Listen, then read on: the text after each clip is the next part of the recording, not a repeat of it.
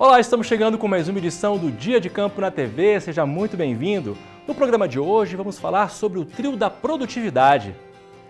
Trata-se de uma tecnologia que está duplicando a produtividade de pequenos produtores em Tocantins com a adoção de técnicas simples e baratas. E ainda hoje, na agência Embrapa de Notícias, você vai ficar por dentro das novidades da pesquisa agropecuária. E agora no quadro Repórter em Campo, vamos saber como produtores de pêssego do sul do Brasil estão aumentando a renda com o uso da rotação de culturas. Acompanhe! O Rio Grande do Sul é o maior produtor de pêssego do país. São 6.000 hectares plantados.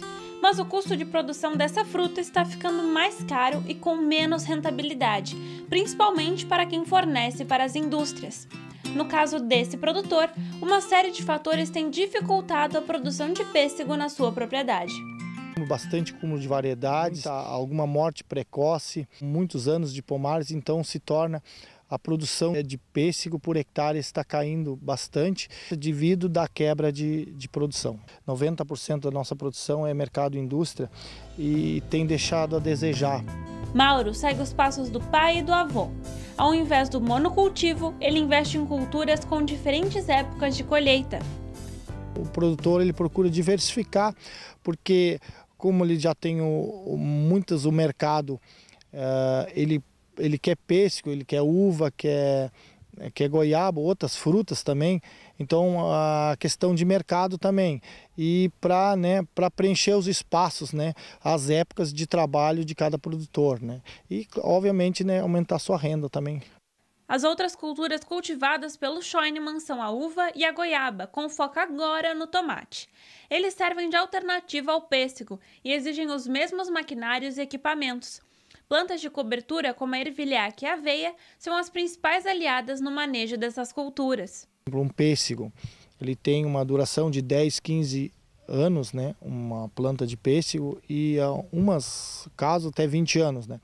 Mas principalmente esse pomar, quando ele é eliminado, arrancado, a gente não pode colocar o pomar novamente. Então a gente procura botar uma área de tomate, ou uma área de uva, ou outras culturas que renove o solo, que tenha a questão de rotação de cultura, implantar matéria orgânica, matéria verde e deixar aí, no mínimo aí, uns 2, 3 anos para colocar, nesse caso seria pessegueiro de novo. Isso não é uma exclusividade do Mauro. Aqui no Sul, o foco está no tomate e produtores de pêssego têm buscado auxílio de instituições para estudar opções para diversificação. Que até por pesquisas da Embrapa, o produtor acaba escolhendo algumas cultivares que têm um determinado período de colheita. Então, geralmente, aquele produtor que planta o pêssego e que faz esse consórcio com tomate, ele não planta aquelas cultivares que são mais tardias, que aí seria o período de colheita mais para janeiro, final de janeiro. Com relação ao manejo, que a gente tem notado, que a maioria dos produtores preparam a muda em casa e faz o transplante, por exemplo, do tomate na época que é mais apropriada, na época que encerra o plantio ou que as condições climáticas são mais favoráveis. Há muitos anos, os tomateiros do Schoenemann ficavam onde hoje estão os pés de pêssego. Em 2020, Mauro vai começar a plantar 4.000 pés de tomate aqui nessa área. Diversificar um pouco a área. É uma área que tinha mato, mato de eucalipto, a gente arrancou e a gente preparou o solo agora para janeiro, escolher umas variedades de tomate para, no caso, de novo, para aumentar a renda da propriedade. Além da venda do fruto, a principal vantagem do tomate é a preparação do solo. Então, geralmente, o produtor que planta tomate, até uma cultura que ela é muito rentável, o produtor faz a correção do solo, faz com calcário, com a própria adubação. Então, aquele adubo, por exemplo, que o tomate não utilizou, ele serve para o pêssego. E a gente sabe que o calcário ele tem uma resposta ao longo do tempo. Ele tem até 5 anos que ele consegue agir no solo. Então, a gente nota que aquelas áreas que são plantadas após tomate se desenvolvem melhor principalmente por isso. Porque o produtor já planta numa área que está corrigida, tanto na parte do pH quanto na parte da fertilidade. O tomate é uma cultura que tem recebido mais atenção. Em 2018, representou 30% do consumo de hortaliças dos brasileiros. O objetivo atual dos produtores é poder explorar o mercado in natura do pêssego, continuar a vender para a indústria e garantir o sustento com a rentabilidade do tomate. O espaçamento reduzido nas lavouras de milho vem ajudando produtores a obter mais benefícios com a implantação da lavoura. Confira mais detalhes.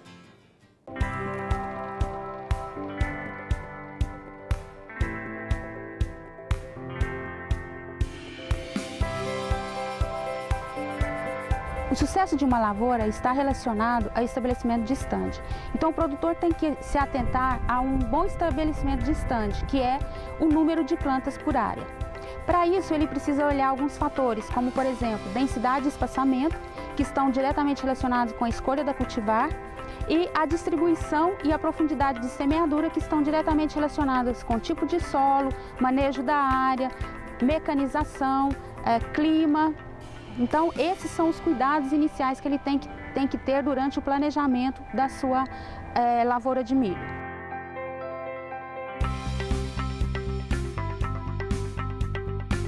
Então, espaçamento é a distância entre as linhas do milho. Em geral, o espaçamento utilizado até alguns anos atrás era o espaçamento de 80, 90 até 1 metro. Atualmente, o espaçamento reduzido, ou seja, de 45 a 50 centímetros, ele tem sido mais utilizado e os produtores estão conseguindo maiores rendimentos com esse espaçamento reduzido porque ele aproveita mais a área.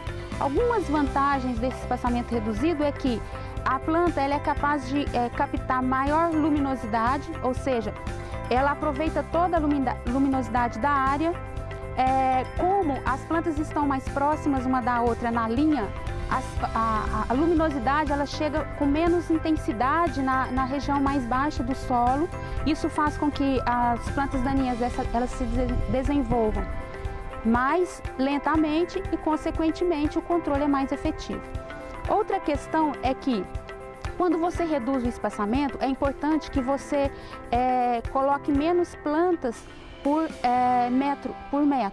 Isso faz com que haja menor competição entre as plantas e as raízes dessas plantas de milho conseguem se aprofundar mais no solo, fazendo com que a porosidade do solo o solo fique mais poroso. É importante que essa cultivar ela tenha algumas características, como por exemplo, um porte menor, porque a planta tende, quando ela está num adensamento maior, a crescer mais. Então, se plantas de menor porte, faz com que você não tenha plantas muito altas. Outra questão que deve ser bastante utilizada é o posicionamento das folhas, que devem ser folhas mais eretas, porque isso permite que a luminosidade chegue e seja aproveitada de forma mais eficiente pela planta.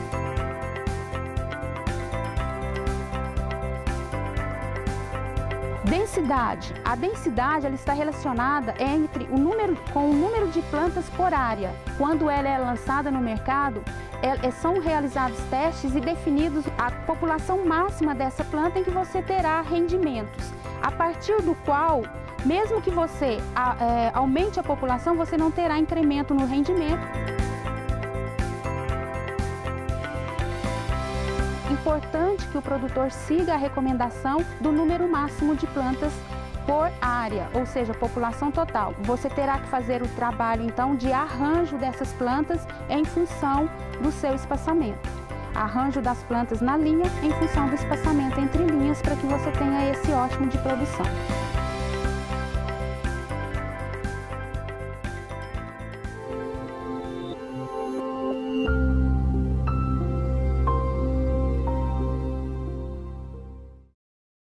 A parceria entre a Embrapa e o Instituto de Desenvolvimento Rural do Estado do Tocantins, Ruraltins, está contribuindo para o aumento da produtividade da mandioca em Tocantins. Para suprir a demanda interna, o Estado importa farinha de mandioca do Pará e do Maranhão. Mas com a tecnologia do trio da produtividade, agricultores estão duplicando sua produção. Saiba mais na primeira reportagem.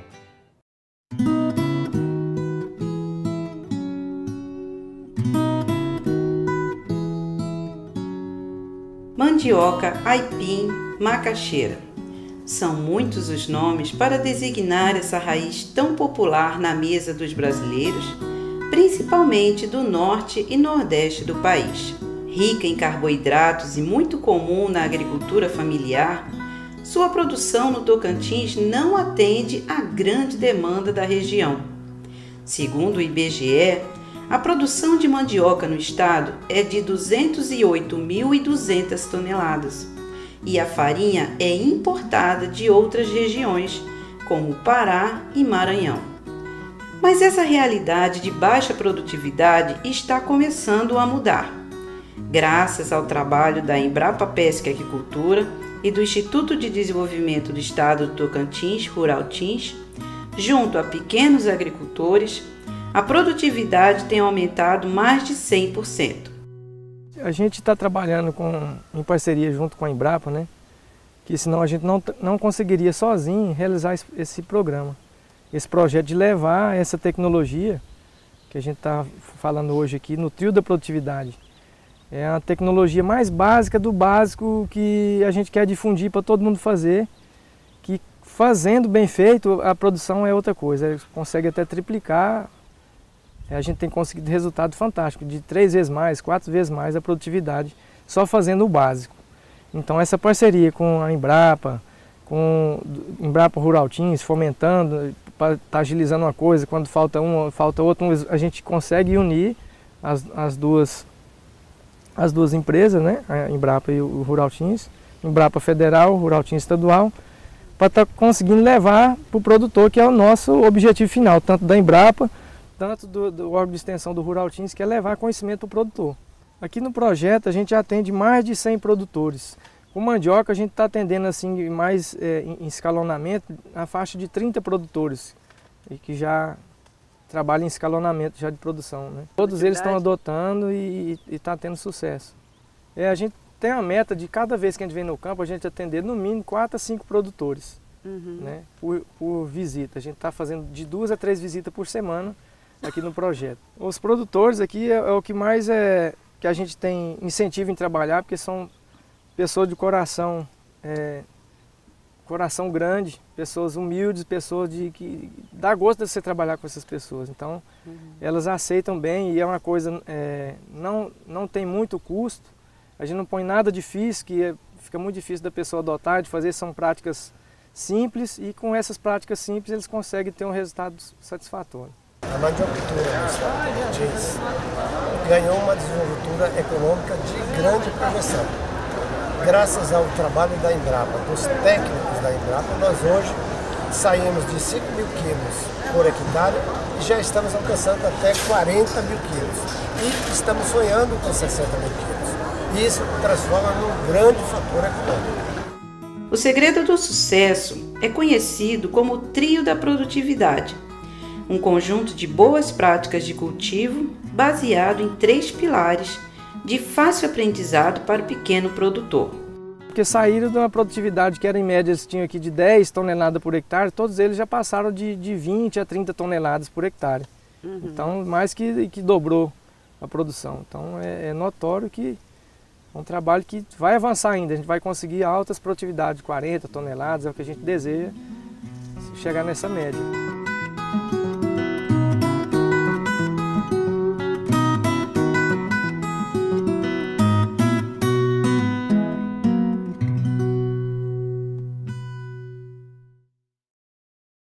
Para garantir uma boa produtividade, também é fundamental o cultivo de manivas matrizes. Assim, é necessário escolher bem a parte onde será retirada a maniva, privilegiando a parte mais grossa do caule. Confira todos os detalhes na segunda reportagem.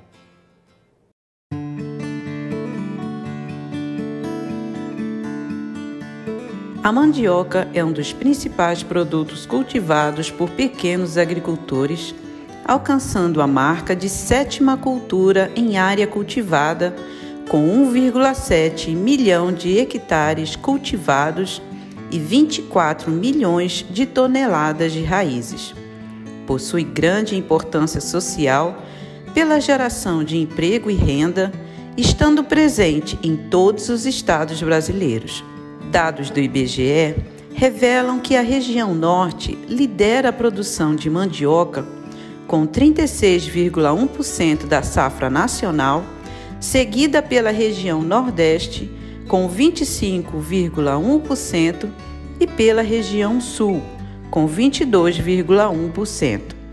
O estado do Pará é o maior produtor do Brasil, com área cultivada de 300 mil hectares e produção de 4,9 milhões de toneladas anuais. Quase toda a produção é transformada em farinha de mesa. Tocantins é um dos estados que importam mandioca e farinha do Pará, pois a produtividade do estado não supre o consumo interno. Assim, a Embrapa Pesca e Aquicultura vem divulgando a tecnologia denominada Trio da Produtividade, que envolve a escolha de boas manivas semente, espaçamento adequado e a retirada do mato da área de cultivo da mandioca. Com essas técnicas simples, agricultores do estado têm visto sua produção multiplicar. O Trio da Produtividade é a tecnologia da Embrapa que tem 3 fundamentos. O primeiro é uma boa semente, que a gente vai chamar da maniva semente. O segundo, uma boa adubação, os adubos que você tiver na propriedade. E o terceiro, deixar a lavoura, o cultivo livre de mato. Os primeiros 100 dias é fundamental para evitar essa competição, é o período crítico. Aqui ao lado a gente vai utilizar uma planta para mostrar para vocês como é que vocês podem tirar a semente, fazer essa maniva semente na propriedade de vocês. Quer dizer, chegar lá, vamos escolher uma boa semente para ter um bom stand. Então se a gente imaginar em três partes essa planta, tá? Vamos eliminar o pezinho e vamos descartar as pontas. E vamos trabalhar com a rama mediana, certo? Cortar aqui só para ter uma noção. Essa parte mais fina seria descartada, né? Então, quer dizer, numa planta toda você aproveitaria a rama, o terço final. Umas plantas um pouco mais, umas plantas um pouco menos. O importante é ter uma maturidade dessa rama, que vai virar a maniva, né? Esse pedacinho que vai ser plantado, já já a gente vai mostrar. Então, evitar de usar manivas fininhas, né? E usar manivas mais grossas, né? Com diâmetro maior, né? Com essa grossura aqui maior. Por quê? Tem mais reserva, vai garantir que vai ter uma boa brotação e vai vir uma planta mais vigorosa em relação, né, à maniva fininha, né? Que embora brote, mas não vai te dar um bom stand, vai falhar muitas plantas. E qualquer seca, essa maniva fininha, ela fica para trás. Vamos focar em manivas de qualidade, esse é o primeiro fundamento. O segundo fundamento do trio é a gente fazer um bom planejamento, né, de plantio. Aqui a gente vai usar 1 por 1, né, que o colega Cristiano fizemos as covas. Vamos fazer uma adubação, vamos utilizar aqui um pouco de adubo à base de fósforo, né, tampar um pouquinho o adubo e colocar a maniva, né, uma maniva de qualidade. E vamos tampar, né, Cristiano? Tampar bem, ficar uns 10 centímetros de terra por cima, para ter uma boa fixação, né, e guardar chuvas aí, irrigação. Fazer aqui também, né? Colocar um pouquinho, colocar uma boa maniva. Tampar.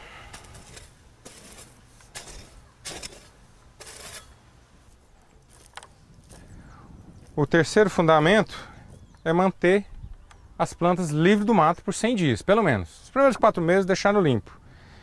Não deixar com que as plantas daninhas fiquem competindo, fiquem sufocando, né, a planta, porque dá uma quebra na produtividade. Se tem um período que derruba a produtividade de raízes, é deixar o mato sufocar, competir com ela nesses primeiros meses. Então, deixando livre do mato, garantir de que a planta vai desenvolver bem e provavelmente vai dar uma boa produtividade. Pronto. De modo que fique sem nenhuma planta daninha. A mandioca sem competição, ela vai explorar todos os nutrientes que tiver no solo aqui sem competição, e água também, né? Adotando essas técnicas simples, mas muito eficazes, seu Sebastião viu sua produção de mandioca multiplicar nos últimos anos. Quando eu comecei a cultura da mandioca, foi bastante difícil, né? Inclusive perdi tudo, praticamente. Não colhi quase nada, porque não tinha experiência, e passei algum tempo sem mexer. Depois voltei a mexer novamente com a mandioca, né, com a cultura da mandioca. E já tinha aparecido o pessoal da Rural Teams aqui, que trouxe um ânimo para a gente, né? Uma ajuda muito grande, dando assistência, muitas informações que foram válidas para que melhorasse bastante, né, na colheita. E agora continuo querendo aumentar a área, estou com um pouco plantado aqui, quero aumentar até o próximo ano, eu quero estar pelo menos com 3 hectares plantado, né? E tentando ver se cada vez a gente vai aperfeiçoando para cada vez colher melhor, né? Questão de adubação, né?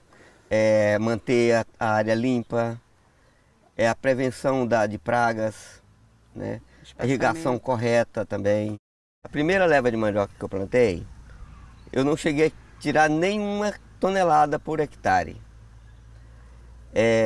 Hoje, depois que o pessoal da Rural Teams, da Embrapa, passou a me orientar, já cheguei a tirar 15 toneladas por hectare. E agora vou fazer um novo plantio e a perspectiva é que chegue a 30 toneladas por hectare.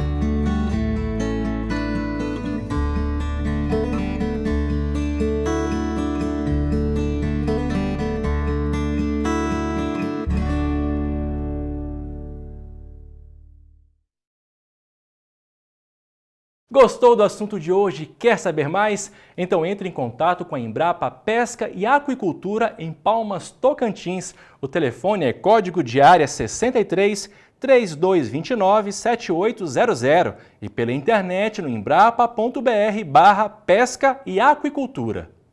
E agora conheça as pesquisas desenvolvidas pela Embrapa com a qualidade do monitoramento do biodiesel. Confira!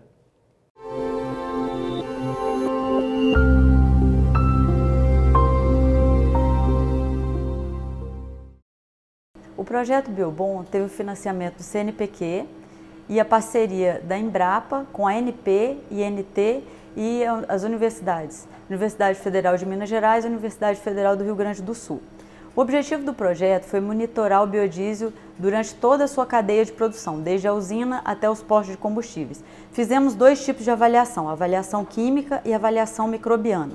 Apesar da avaliação microbiana não ser exigência por parte da ANP, existem limites internacionais de contaminação por micro-organismos e nós fizemos esse monitoramento durante 90 dias. Durante esse processo, a gente também teve o desenvolvimento de metodologias para auxiliar na qualidade do combustível, isso também sempre com a participação desses parceiros. A Agência Nacional de Petróleo, a ANP, ela foi fundamental em várias etapas do projeto, na coleta do combustível, nos postos, no desenvolvimento de metodologias, né? A gente teve, só exemplo, a gente teve aqui o desenvolvimento de uma metodologia que permitia identificar o corante do diesel, porque ele podia se confundir com a coloração, por exemplo, do biodiesel de palma, que tem a coloração vermelha e o diesel tem adição de corante vermelho. Então a gente teve uma metodologia com a participação da ANP para diferenciar essa coloração. Nós tivemos estudos com aditivos para impedir essa degradação, de tanto química quanto microbiana, então algumas substâncias foram testadas. Metodologias validadas para adulteração, né? Caso o combustível, o biodiesel, a mistura tenha passado por um processo de adulteração, então foram validadas metodologias para esse fim. O combustível foi trazido, seja da usina, da base de distribuição ou dos postos, ele foi trazido para a Embrapa, estocado em tanques réplicas, construídos simulando a realidade, e a cada 30 dias era feita a análise, a avaliação química e microbiana. A gente ia lá nesse tanque, que foi estocada a amostra, a cada 30 dias coletava uma nova amostra e era feita a análise para observar o que estava acontecendo. Foram feitos testes estatísticos para comparar se essas diferenças eram significativas e a gente observou o seguinte: a partir de 60 dias a gente pôde constatar uma degradação já desses compostos presentes na mistura biodiesel-diesel. Nós observamos que na avaliação microbiana o trabalho foi desenvolvido na região centro-oeste. Então, é uma região bem tranquila, esses limites de micro-organismos como fungo, bactéria, que podem estar presentes em amostra de diesel, amostra de gasolina, eles também estão presentes nas amostras que avaliamos, amostras de biodiesel, diesel e da mistura BX, mas tudo isso na região centro-oeste mostrou que estava tudo dentro dos limites internacionais. Na avaliação química, que fizemos esse acompanhamento a cada 30 dias, começando do tempo zero, nós observamos uma certa degradação dos componentes constituintes dessa mistura a partir dos 60 dias.